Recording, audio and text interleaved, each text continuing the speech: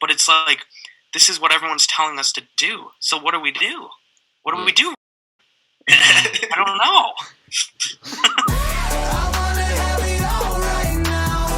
Sometimes you gotta wait for the good thing. Be like we're going round and around.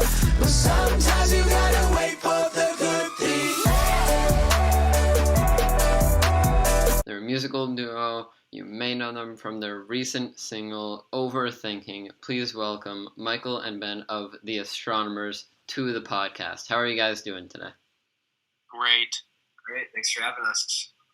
Yeah, thank you so much for coming on. So you guys can both answer this together or just go one at a time, but what were kind of your guys' first experience with music like, or when did you kind of fall in love with music? I think the general answer to that question is Ben and I both met in jazz band in middle school, so we had kind of the love for soloing over jazz tunes and kind of just being creative with what we were doing. We felt like we were kind of outcast with how we liked to solo. We just liked to be loud and really into it, and I think we took it one step further by starting our own band when we got to high school, and we did covers. And to shorten it up, in college we started our own group and started making our own music, and that's where we are now. So, all right. And from what I understand, both of you kind of didn't really come from the big music families, or you were kind of the first people to really get into music in your families. Is that right? Yeah, that's correct. No one in my family does anything music, so they don't really know how I got into it. I didn't get it from anyone, but I think we both just kind of took it out ourselves. We really just kind of found our passion in middle school when we had so much fun with it. So. Mm-hmm.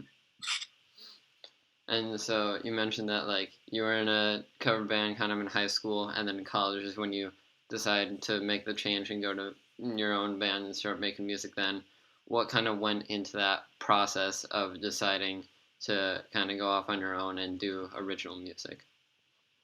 So while we had the other band going, I started to get into production, and I had this YouTube channel called DJ Baker.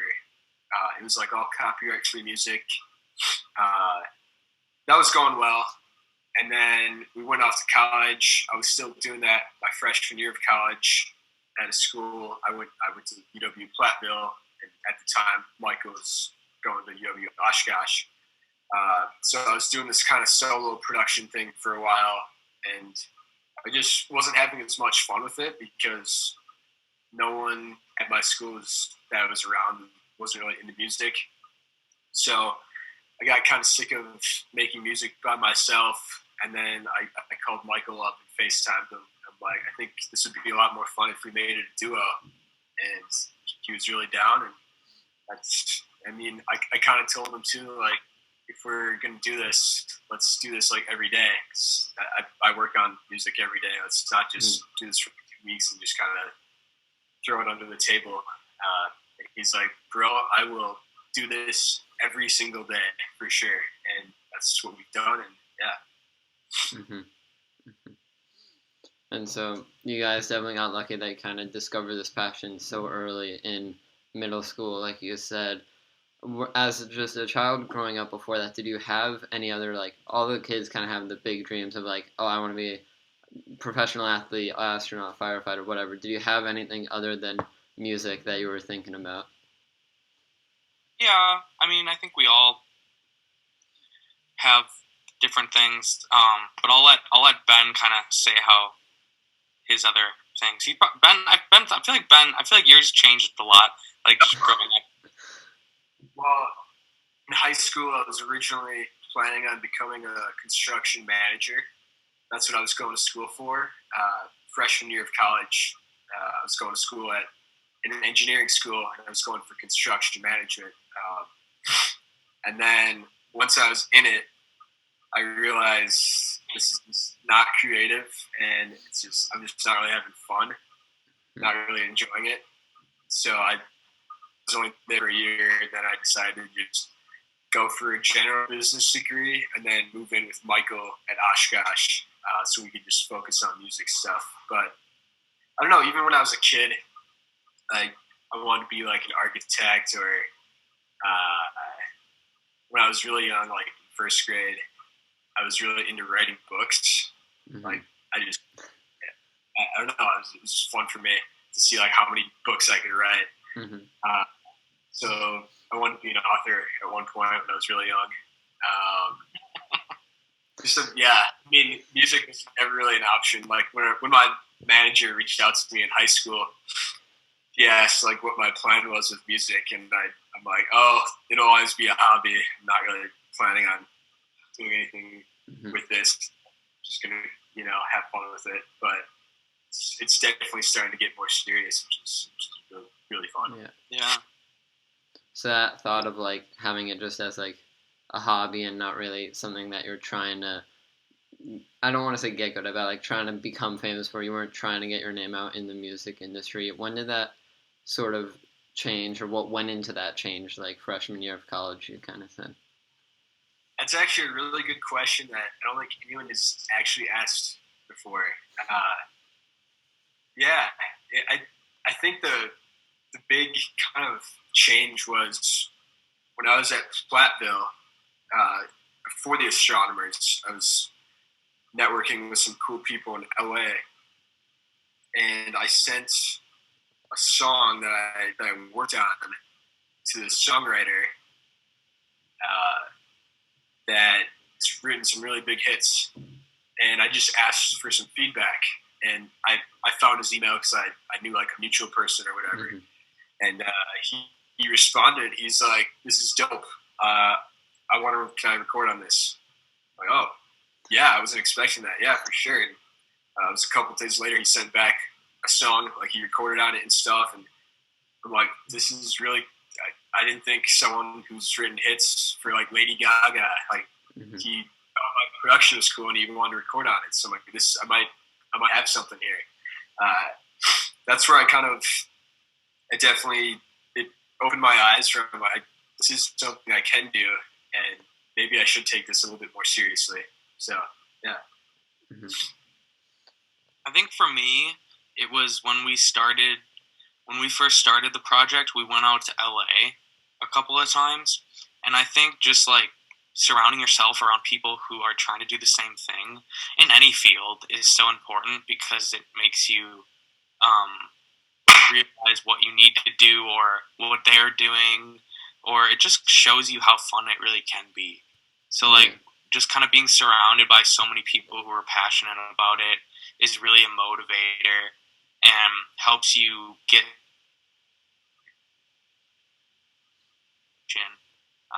and I think just like starting to see those numbers translate to like Spotify is really cool, because we're like, wow, I mean, when we started thinking that we would almost be at 800,000 streams on one song, we probably didn't think we would, you think of those things maybe down the line, but you never really feel that until you see it. Mm-hmm. And so it's cool. Yeah. Mm-hmm. And so you kind of, like you said, this song, Overthinking, almost at 800,000 streams. When was the first time you heard that on the radio, and what was that kind of like for you guys? Oh, it was awesome. The first time, so this is October, I think October, November of 2020. I was in Arizona, and I got like a notification on my phone, and it was like a YouTube comment. It was like, just heard this on 101 WIXX, great sound. I'm like, oh wow, they're playing it. And then, so the first time I actually heard it on the radio, it was like on my laptop, like the online like player of it. But then when I got home, I started hearing it like just driving my C all the time in the car. Yeah. Now our new one, Bad Type, is playing on that station in Anastasia, Minnesota. So it's really cool. I think it's cool. Like when still to this day, whenever like our friends or someone hears one of our songs on the radio and they send it to us, like that's really cool. Like it's always rewarding seeing someone take a video of it and send it to them and be like, yo, I just heard your song, that's so cool. But I think when it hit me is when it's just me in the car, I'm driving, and then all of a sudden it's my song, it's my voice, like being on the station that we grew up listening to. I think that's when it really hit me that it was like, wow, like that's impressive. Like we really pat ourselves on the back to be on like the biggest pop station in our state that we grew up in. Yeah. And so I think that's when it really hit me. It was just hearing it by myself in the car and just being like, wow, that's me singing. That's cool. You know, you definitely have an accomplishment with getting a song on any radio station, let alone the big radio station like that. And like you were saying, I think it's really cool to get tons of like positive feedback, from like people who hear it and send it to you. But I think it's also just something different when it's someone like you personally know or someone in your family that's like that sends it to you and like shows that they're supporting you and listening to that. Mm-hmm. Yeah, 100%. And so with a lot of music now, we kind of see artists have like a one-hit wonder, whether it's a song that just got popular or whether people start using it on platforms like TikTok or something. What do you think are benefits and also downfalls of having the music industry be like this, where just a random song can just pop off on TikTok? Ben, I'm gonna take this one first. You seem very anxious to have this answer. Just let me. If there's one that I go first on today, it'll be this one. That's a great question. We've been talking about this a lot in like the recent like last couple of days. Because like it's ironic that the trend right now is to be on TikTok, but there's also like Ben and I were saying, what could we do that would be a trend, but not using TikTok? And Ben's like, well, it's ironic. You probably have to use TikTok to not use TikTok. And it's like, there's truth to that. So there's a lot of good that comes with, trying to build your platform using another platform. Like, by putting yourself out there on TikTok, for instance, you're letting people know about you, which is cool. But I think what has been the theme lately with TikTok is we're getting away from the actual musicality and the actual realness and rawness that comes with, say, listening to a full-length album. It's all about dropping one song at a time for, every month you drop one new song, and it's how you promote it on TikTok. And sure, it does really well, and it might, get 1 million streams in the first day, which is insane. We would love that. We wouldn't be like, oh man, like we got this off of TikTok, that sucks. No, we'd be happy about it. But you really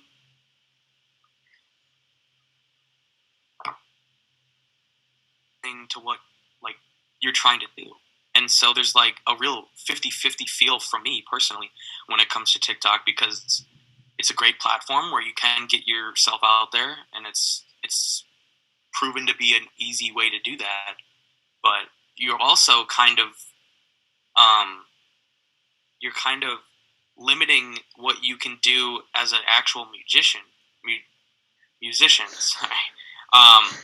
And it's bittersweet, because you wanna use the platform, you wanna do well, but you also want to like give people that realness in your music. You want to drop an album and you want to keep that authenticity between you and your fans. Yeah. So yeah. Yeah, and I think. Yeah, go ahead. Benefits is it's like if you're not using TikTok especially, but like all the platforms like consistently, you're putting yourself at a disadvantage because everyone else is. Yeah.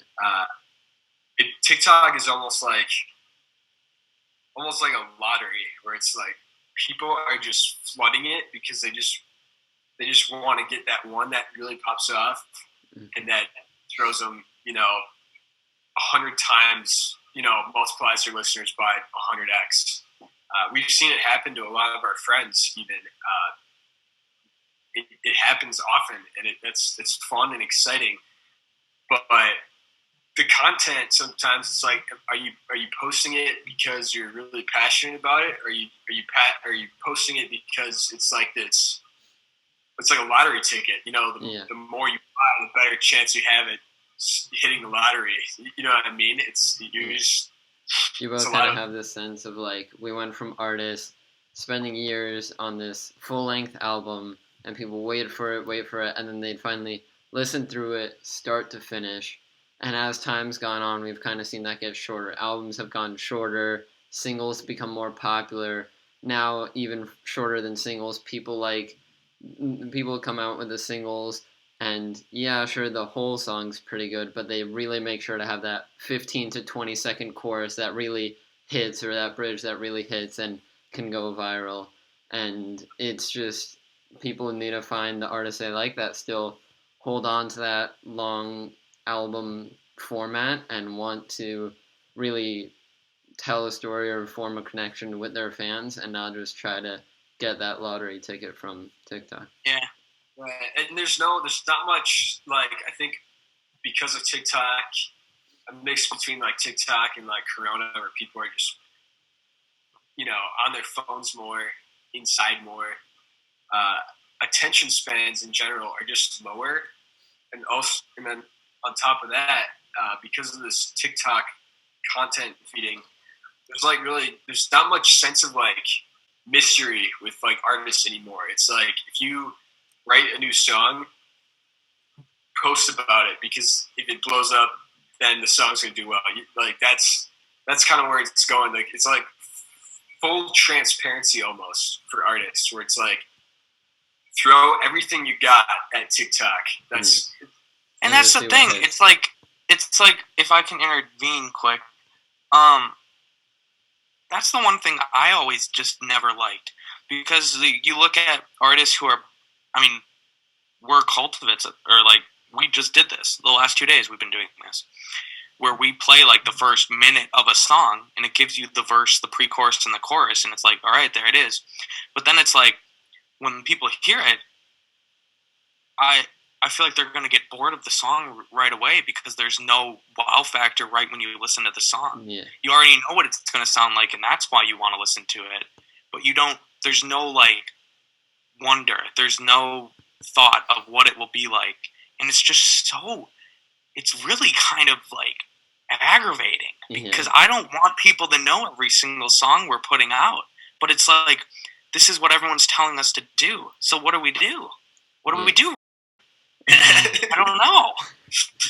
Well, that's really just the question, and it's also hard. Like, you don't want to do that, maybe, but just because everyone else is doing that, you just have to do it just to keep pace with them, just to have a chance to compete with them. I know, it's crazy. It's frustrating, but like there isn't a good solution right now. And if you want, it's ironic, because if you want to start the trend of like artists, let's slow down here. Let's not post, so much on TikTok, and let's kind of get back to like the normal, I don't know, just music side of it, not content. The trend would start on TikTok. It's just very ironic. Well, yeah, and it's also just, I feel like if anyone tried to do that, you'd have the other artists who want something like that with you, but then you'd have all these artists that got their one viral hit off of TikTok, and it'd be like, I just did this, it went well, I grew my fan base massively, why would I stop doing that? Yeah, that's why there really isn't a solution right now, but I think it's just kind of frustrating for big artists and small artists. Everyone's in the same boat. Everyone's being told to do this, and it's And it's just wild that you could have some big artist like putting out TikToks promoting new songs, but that only gets like half the views of an artist who just came out with like their second single ever, but like because it's viral, because it's pop, that like blast to the top of the TikTok For You page. Yep. Yeah. Exactly. So maybe it is using platforms. Maybe it's like you said, Ben, reaching out to people, just getting that feedback. What tips or advice would you give to people just starting their music career, trying to get better at their craft, trying to get their name out there? Use TikTok. No, I'm just kidding. Yeah. You say just kidding, but honestly, it could work. No, I know, and that's the thing. Like, yeah, like use the platforms that are available. That's so important. But like, do it because you like it. Yeah. Gosh, I'm sick of all these people that are like starting to make music, but like it's for the sole purpose of, oh, I'm gonna try to blow up. Like I want to get clout. I want likes. I want views. It's like you shouldn't do anything because of the thought of it making you popular. Yeah. Like I think when we were first starting out, I had a mindset that was very much like, dang, like what are we gonna do to like be the most popular? Like what can we do? But really, you got to do it because you like it, and that'll excel everything else that you do. Like if you're a good singer, nail that into the ground. Be a good singer. Work on your craft. Find someone else who knows how to record you. Find someone else who knows how to produce. Look at me. Look at Ben.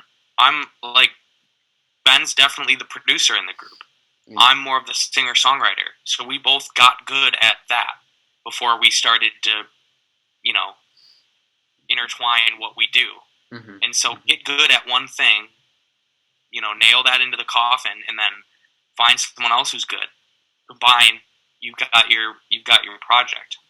Yeah. Right. I mean, it's impossible to do everything yourself. You definitely need to build a team or bring some people in to fill your weaknesses, or just help you out with general marketing stuff. If you want to get it really, really going.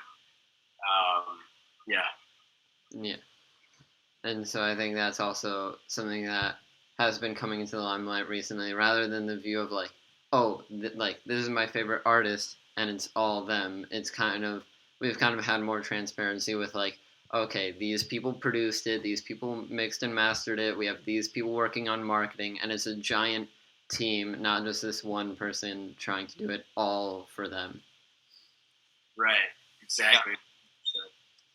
So, was there ever kind of a moment, maybe it was from the pandemic or something else, where like you kind of hit a lull, or like you were thinking of taking a break or quitting music, even just because it felt too difficult, or it felt like nothing would come from it? Not really quitting music. Not really like taking a break either. Mm-hmm. More so, we had a couple of opportunities fall through on our end over the end of summer, fall, winter range. Yeah. So like half the year. And it wasn't really a situation where it was Ben or I's fault. It was, we put our trust in a lot of other things that were big opportunities that didn't end up working out. Mm-hmm. And so when things went slow, I think it was hard for us to keep that natural, like, endorphin boost that comes from releasing music one after another, and getting an album ready or getting a music video ready. Yeah. Michael, when you say things get There slow, was a little bit of that, but we're back on track. when you say things get slow, like when the opportunities fell through, it's not necessarily like publicly it got like the number. It's not like the numbers got low or anything. No, more so like behind, kind of like just demotivating, where it's like we had like a couple really cool things, and it's kind of sitting there like, well, that sucks. Yeah. But to answer that, if we ever thought about like stop quitting music or like taking a break, not ever like seriously. Sometimes you're kind of like, I don't know. There's a lot of like ups and downs. You're like, some days you're like, this is awesome. This is like going so well, and then some days you just kind of feel like, oh, this just feels like it's moving so slow. Yeah, it's definitely like when you release music and you get a song on the radio, it's like you're on Mount Everest. It's definitely a high, and then it starts to wear off. And then you're looking for that next thing to like kind of fill the void, and it's definitely a roller coaster of just ups and downs. Yeah. We're back though. We've got our next moves right now. Don't worry. All right. seems like the cliche or like the rule never to say it, but technically big things coming, you know. Oh yeah. The famous line is said by, no one. Yeah. Exactly. So you kind of have your style, your sound. Do you think it's kind of your own unique sound, or do you try to use influences or bits and pieces from other artists and kind of blend that all into one? We definitely use influences and have people who motivate us to try to do a certain sound. I mean, like, if I wanted to get like really deep with it, music is always copied from other musicians. Yeah. Like it's like the same as art. When you see something, you want to try to do that, or when you hear someone do something, you're influenced by that. That's natural. And I think one of the things Ben and I have always struggled with is when people say one of the common things is like the AJR comparisons with us. Is this like, are you guys just trying to copy them? We kind of look at that as like, wow, cool. We're being compared to one of the most successful bands in the world. I mean, they're playing at the college football playoffs, Yeah. and that's insane. They're playing at New Year's Eve balls. They're on the radio 24/7. So that's cool that we're being compared to that in that quality. So yeah, there's always people that we're trying to influence. There might be a song that we're like, oh, that was cool. Let's go try to make a version of that. Yeah. But we always have our style. We always have our thing that makes us us. So Yeah, we definitely just try to just have fun with it and just try to make like whatever sounds good to us. Like Michael said, there's the nature of music and art is just it's influence. Yeah. No one really has just like this just strike of ideas that no one has ever done before. Yeah. It's always just kind of a flow of just influence, and that's what's cool. That's what art is. The idea of truly original is like basically impossible because everyone listens to music, everyone listens to other artists. No one like blocks out the world, hasn't listened to any music, and comes out with something. And then even if they somehow were to do that, there's the wild chance that it sounds similar to some other artist. So really, was like the benefit of doing that, anyways. Exactly. Yeah. And Michael, you were kind of saying that you've been compared to groups like AJR before, and I can, especially with something like your single over thing, I can definitely see that the vocal editing, the big bombastic brass sections. How can you get comments like that and kind of like, how do you get over that and not just feel like, oh, maybe I am just the next whoever, and not, how do you block that out and you're like, I am me, we are original, like this is what we're doing? I mean, kind of like what I said before. I think we grew up going to one of the shows that AJR had in Oshkosh in 2016? 2016? 16. 2016. And I just think it's, if people can realize when they say you're copying someone, you're not going to say that to someone who doesn't look. I'm not trying to be anything here, but you're not going to go and say that to someone who doesn't have like a good song. Like if it's not there yet, you're not going to say, "Wow, that sounds just like AR," for instance. So for someone to say post on Twitter and say, yeah, the Astronomers are 100% copycat of AJR, it might be like, okay, I kind of disagree with that, but that's your opinion. But also, we're being, like I said, we're being compared to one of the best bands out there, one of the most creative, one of the most professional sounding bands out there. So no, it doesn't really get to us. I think if anything we say, we always leave a comment back like, thank you, like thanks. Thanks for giving us your opinion. Thanks for the constructive criticism. Mm-hmm. We never really, if you give in to what people are saying, you're basically a part of that. So we never really let that affect what we're doing. Yeah, I don't think there's ever been really any comment that has ever really gotten to us. we definitely, I mean, we see truth in some comments. Like, we love constructive criticism. We read all the comments. We try to respond to most of them too. And yeah, I think it's more, we take it as a compliment if they're comparing us to like AJR or sounds like Blackberry. Great, we love Blackberry. Or this gives us Surfaces vibes. Great, we love Surfaces. You know what I mean? Yeah. Like, it's awesome. So yeah, I think I just changed my name to the Astronomers Michael because I didn't realize I was supposed to have a certain name. You're good. You're good. So when you're coming up with a new song, whether it's going to be a single or part of an album, what does that kind of look like? Do you find like lyrics and then you're looking for a sound to kind of go along with that? Do you have like an instrumental and you want to write something on top? Does it kind of vary song to song? What's that like? Yeah, on song for sure.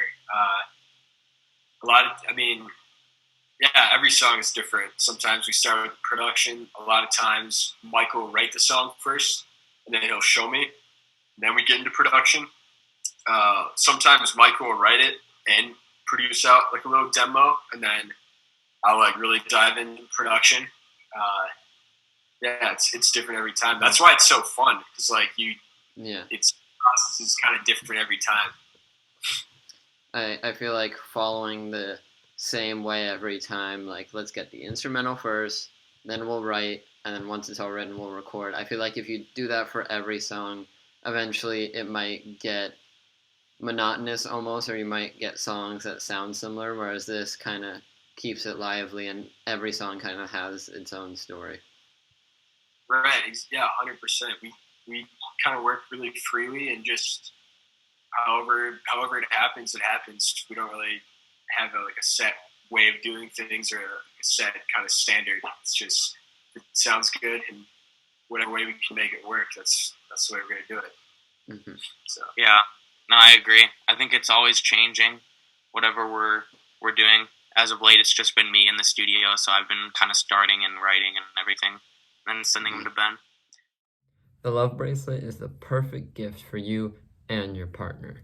The Love Bracelet prides themselves on handmade matching bracelets. Each bracelet that they make is named after a city in the Amalfi Coast in Italy. If bracelets aren't your thing, that's fine. They have sweatshirts and other products as well. The Love Bracelet is a business dedicated to raising awareness for domestic violence. Use code HeroekYT for 35% off and free US shipping. They do also ship worldwide. Find them at Official Love Bracelet on Instagram. And again, that is code HeroekYT, all lowercase, for 35% off your order and free US shipping. So you guys kind of use terms like chapter 2 or something on your music, on your projects to, in a way, almost bookmark it. Using these terms, chapters or whatnot, is that kind of, are you trying to tell an overarching story with your music, or is that just kind of a cool stylistic thing that you guys wanted to try? Yeah, I think it's just kind of a cool way to like creatively kind of tell like a cohesive story. Everyone says, EP, album, and stuff, and we think chapters are just kind of a cooler way to say it. Mm-hmm. And by grouping, we had chapter 1, which is more of our EDM stuff. Second one was obviously we kind of found our sound a little bit more, and then now we're going into chapter 3 and even kind of pushing our creative boundaries even more. I think kind of like a book where it's like you start out not really knowing like where it's going, and then you kind of, as you keep going, you just keep finding it. Yeah. Because good. I feel like you're not going to have an artist that every song from the start to the end of their career sounds the same. I feel like they have their own story as their music changes. Yeah, I think one of the big things for me is like what Ben said. I think chapter is a cool way to put it because every time you put out new music, you're really kind of diving into a newish sound or a better sound. And so to label it as a chapter is very appropriate because a lot of people use chapters as like, this is a new chapter in my life. This is a new chapter with my job. And so to label it like that, I think is the most fitting because it really resembles what we're doing and what we're trying to be. Mm-hmm. So, yeah. And so from chapter 2, you guys have your song Overthinking, which got really popular. That's a song that's kind of gotten the most play on radio stations. What about the song do you think kind of hit the public's eye, or what do you think made it so popular? Overthinking was definitely the one that like kind of did big things, just big things for us, for people locally, especially. I think kind of took us a little bit more seriously. Honestly, I think the reason it got really popular is it was just different from what we were putting out, like EDM stuff, and then that was the start of chapter 2, and we kind of just dropped this bombshell, like, check this out. This is the new sound we're going for, and everyone, we couldn't have done it without our support from just local, 'cause social media and people locally really supported us on it. Thought it was really cool, and then once it hit the radio and Spotify algorithm and stuff like that, it just kind of kept going. So that's definitely the one that did it for us. When we made it, we had like this 1-minute demo, and I was just so stoked for it.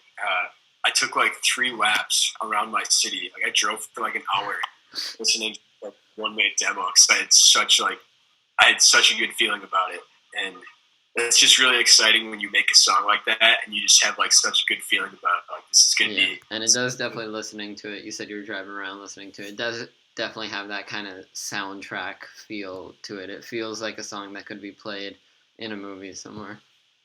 Yeah, it's awesome. Yeah.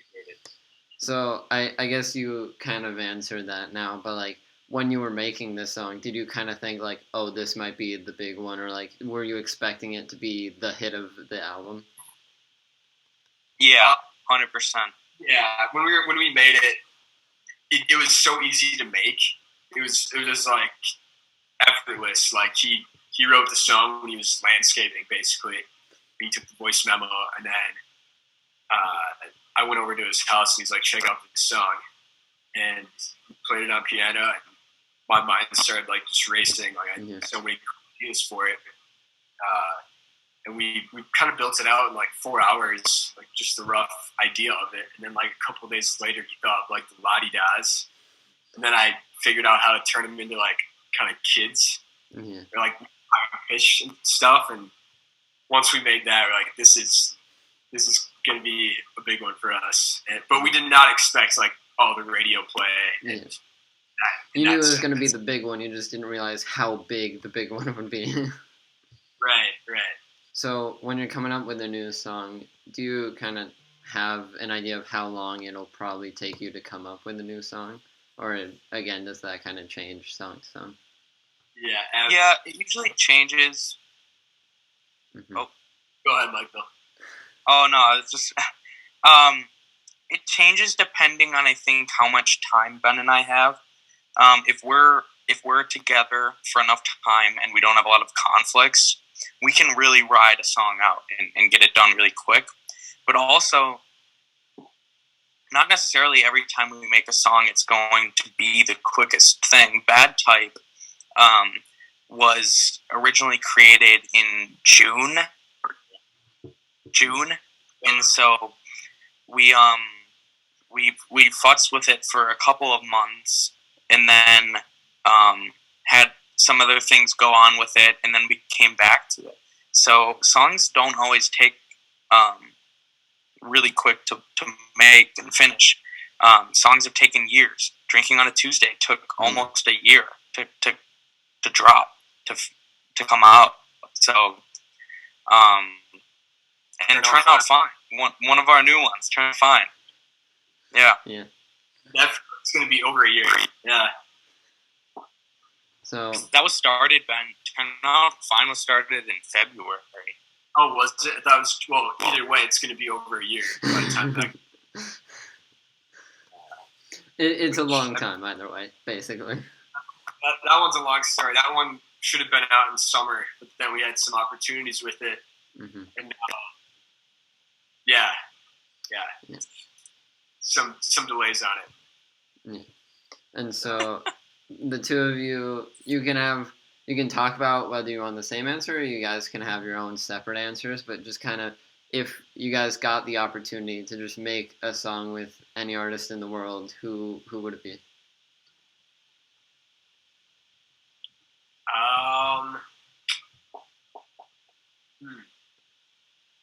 Michael, I'm gonna have to go with Kid Quill. All right. No, I'm just kidding. I was gonna say interesting choice. No. Being real, I would say AJR is obviously up there. We admire them so much and look up to what they do. But people like John Bellion, just the work that he does and the creativeness that he has. In terms of singers and songwriters, probably Quinn 92 or Chelsea Cutler, Jeremy Zucker. All of those guys are really cool. So that would be my choice. I have a bunch. So yeah, I'd say AJR would be a really cool one. That was like the first like concert I went to. That's what kind of got me into making music because like I heard I'm Not Famous on the radio station that we're now played on, and I was like, this is a really dope band, really dope song. I tried remaking it, so that would be kind of really cool if we ever had a song with AJR and our fan base. People would go nuts for it for sure. But I like Surfaces would be a cool one. They're really cool. I think Quinn 92. Someone that's more like kind of older. I've been listening to a lot of John Mayer. Yeah, that's like A+ league. Like that's way up there. Even like Post Malone. Like I'm a Post Malone fan. Like I think he's really dope, but that's not. That'd be so cool. He'd be awesome. Yeah, that's really shooting for the stars. That's like as high as it gets. But yeah. Well, yeah, that's kind of the fun of that question, and I'm sure making a song with AJR would kind of have this cool feeling where you start off getting comments like, "Wow, you sound just like this band," and then you come out with a song with that band. I'm sure that'd be an awesome feeling. Exactly. To make it happen. Yeah. Do you guys kind of have like a dream venue in mind, or like one arena, one venue that you would really like to play a show or like have fans show up to? Personally, I don't really have a dream venue. We just want to play. We want to get started. Just playing where you can. Yeah, because we really haven't had that many shows yet in the venue space. Actually, we haven't had any. Like, it's all been kind of like outdoor and local festivals and stuff like that. So we're still trying to get our foot in the door at venues. If we could play Red Rocks in California, that would be insane. It's an outdoor venue in Colorado. Mm-hmm. It's an outdoor venue in Colorado, and that is one of my all-time favorite venues to play. Mm-hmm. Yeah, and so we've talked about it before. There are artists who make music for the passion, for the love, and artists who are like, oh, I could do that, or like who just want to get famous for it. What, for you guys, is like, what's kind of your goal with the Astronomers, or when would you really look back at your careers and be like, okay, we did it, we made it? Like, what level do you want to reach, kind of, I guess? Yeah, it's a tough question because I no matter at whatever point you're at, there's always room to grow. You can always get higher and higher, and sometimes that's hard because you get caught up in like, oh, I'm not there yet. I'm not here. I'm not there.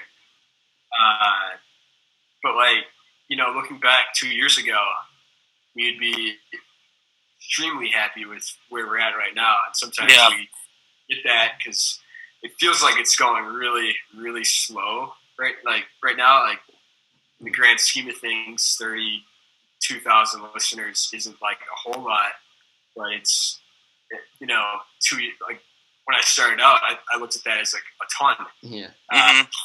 So I don't know if there really isn't any end goal. It's just seeing how big. Yeah. We can. It's always like, okay, I did this. What's next? Almost, or like your view just always shifts so that like when you started 32,000 would have seemed giant, but now you have 32,000, and you're like, what can we grow to from here? Exactly. It's always been like how far we can take. How far can we take this, and like still enjoying it and being proud of like the small accomplishments. So. And so, if you guys have them, who are your kind of like top 3 artists of all time? I would say, can I go first, Ben? Not in any specific order. Yeah. Oh, in all time, I'm gonna rephrase that to Okay. since I really started listening to music, which was probably like the end of high school into college. The Chainsmokers are up there. That was really what got me into songwriting. AJR, and I would have to say Quinn 92. And I know those are all very recent artists. I'm not really getting into the classic people, but it would have to be those 3 because those are the people that made me want to do this. So I'm not going to lie and say that they weren't.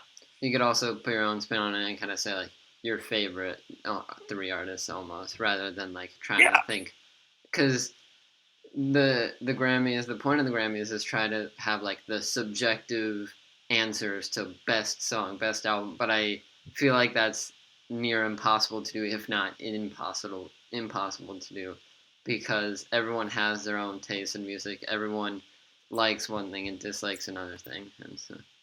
Yep. Don't even get Ben started on the Grammys. Yeah. Anyways, my 3 favorite artists. I'm looking through my Spotify right now. That's a hard one. AJR is up there, and just their production was like, they're like the first band I listened to where I was really blown away by like the production, where I'm like, I've never heard this kind of sound, these kinds of sounds. And their drums are just dirty. They're just really dope. It sounds like just listening to them, you can like feel the drums almost. Yeah, so AJR is definitely up there, just from the just the inspiration, kind of my start with production.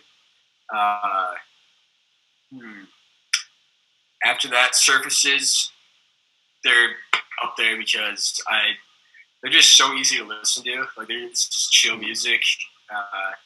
I just throw them on just kind of whenever, just because it's just so chill. Yeah. I really like that about them. And then third one, still scrolling through my Spotify. I got to get some ideas here. Well, like Post Malone, right?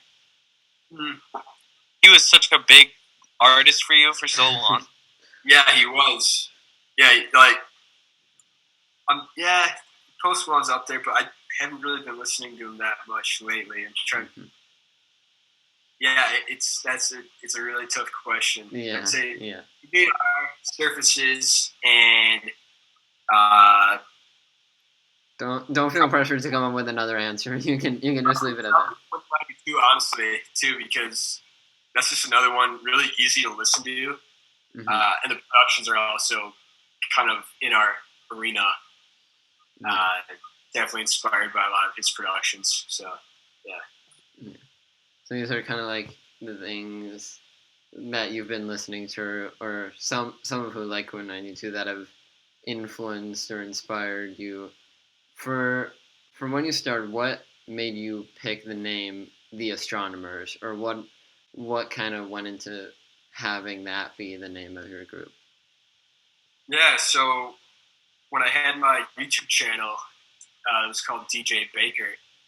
It was all themed.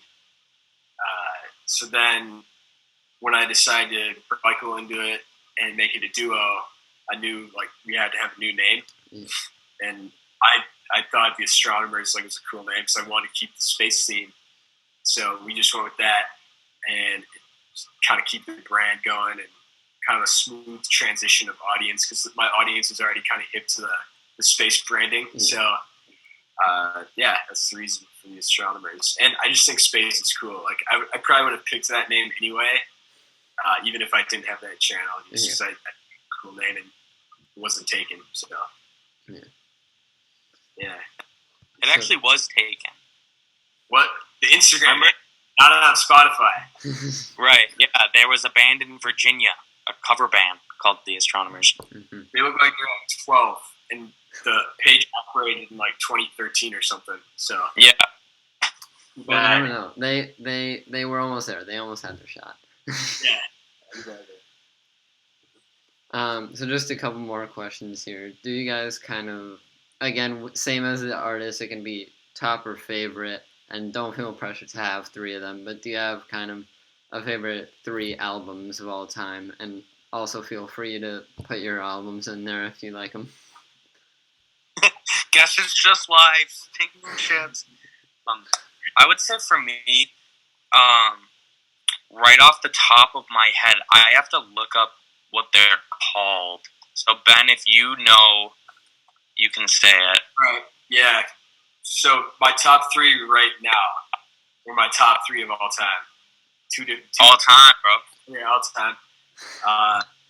That was tough. Or whatever's easier. Yeah. The Click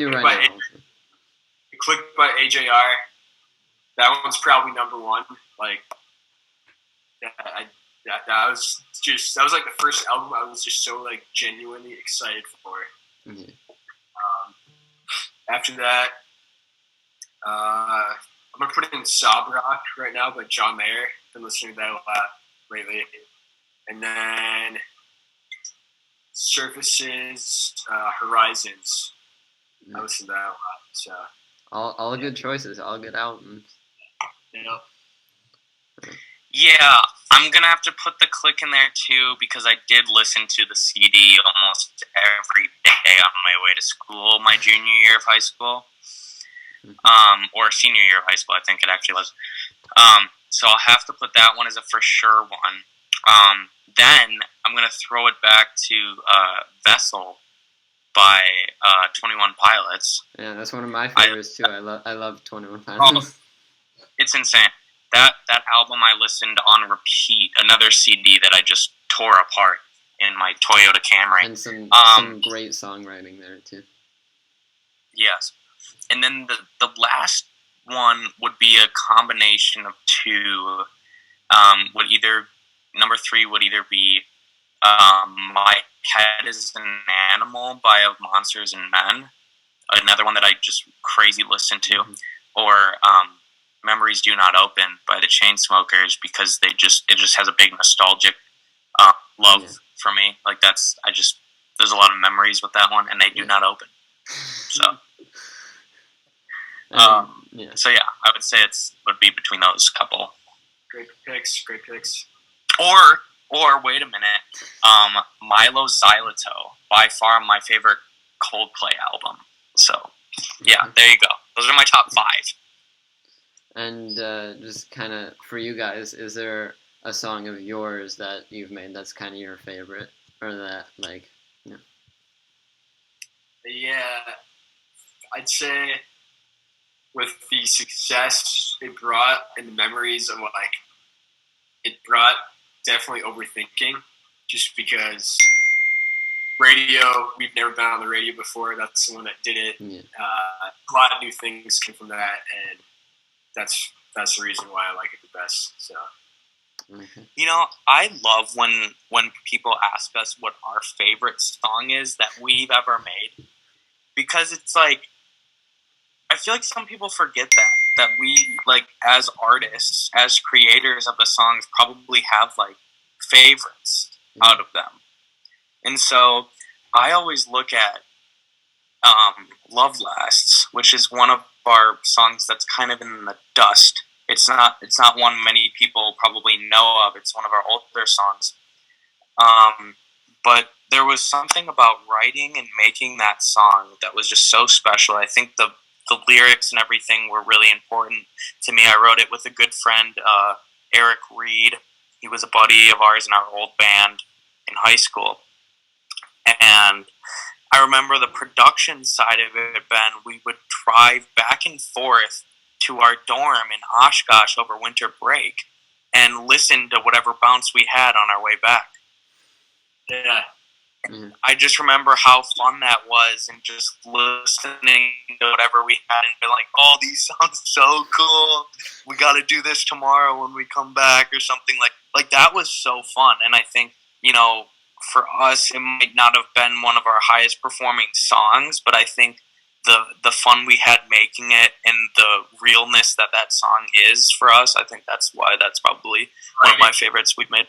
It's written really well, and it's just kind of like thinking about that one, kind of back to like just simpler times. It's before COVID. It's before like our music was really, it's not like our music's really doing numbers now. But like this is like just kind of the early stages of just like we're really just doing this for fun. We're kind of shutting out everything else. And just, yeah. Mhm. Yeah. Well, those are all the questions I had for you guys today. Thank you so much for coming on. It's been a great time, despite technical difficulties or anything else. Where can people find you? Instagram, Spotify, any music you have coming up soon? Plug it all. Yeah, so you can find us at theastronomers.music on Instagram, and then basically the Astronomers anywhere, TikTok, Twitter, Facebook. If you want to find us on a streaming service, we are on pretty much every one. So Spotify, Apple Music, Deezer, Pandora, Amazon Music, YouTube.